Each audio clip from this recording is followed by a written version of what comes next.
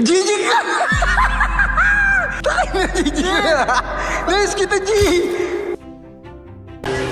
Te!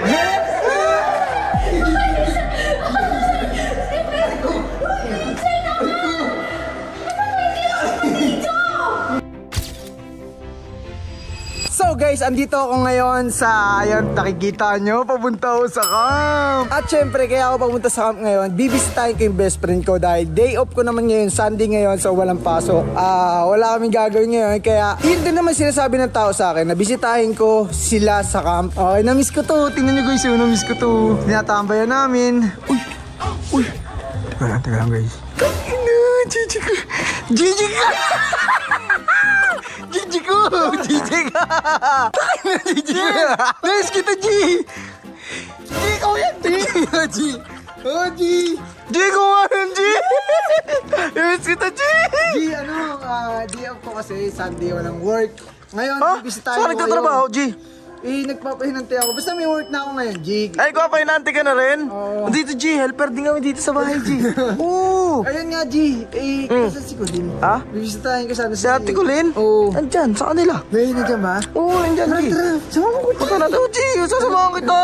O, bahala sa'yo. Tara. Andyan. Ayun, G. Ayun, si Ate, ayun. Gising mo, G. Sige, G. Pwede mo pumasok dito? Oo, pwede yan. Bootcamp natin to eh. Hindi, gagi. Nakakahiya. Okay lang ba? Oo, yan nga. Magubad ka na ng sapatos pa, G. Tara, pasok ka. Sige na, pasok na.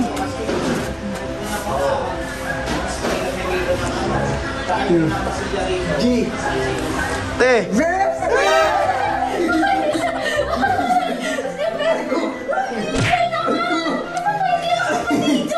Hindi ngayon lang, kakatuloy ko lang, bes. Binisita lang talaga kita kasi walang pasok ng Sunday.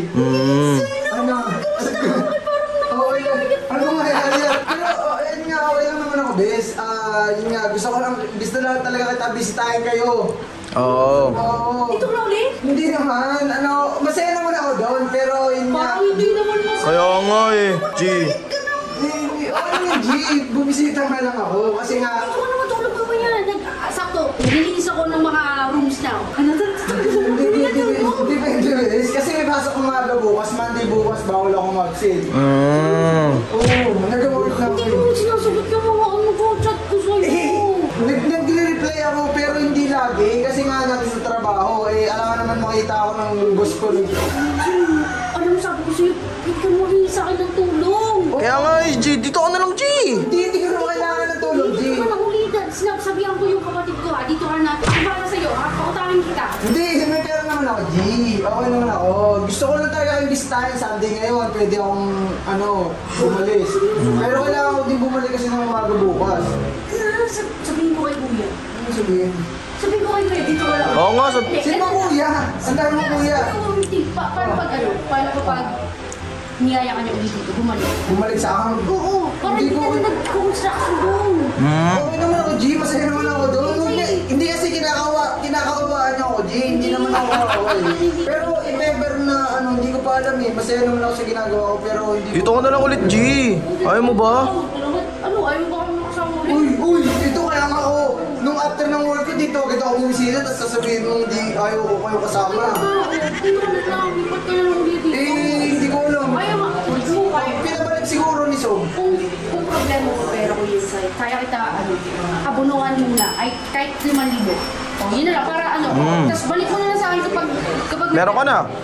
G, Diba? G, gusto ko lang talagang bisitahin ka, yung best friend ko, gusto ko lang bisitahin. Hindi ako mangungutang, hindi ako manghihiram. Yun lang, gusto lang kita makita. Nakikita ko lagi video mo eh. Ayaw kumakawa, masaya naman ako, hindi naman nahihirapan. Ang init-init eh, nasa init ako kayo. Parang balik ito eh. Sige na, muna tayo, tamay muna tayo, muna. Oo, room tour naman natin si Kensai sa bagong bahay. Sige, Sige, G. Muna ako, G. Out na ako dito, ha. Sige, patay Sige na.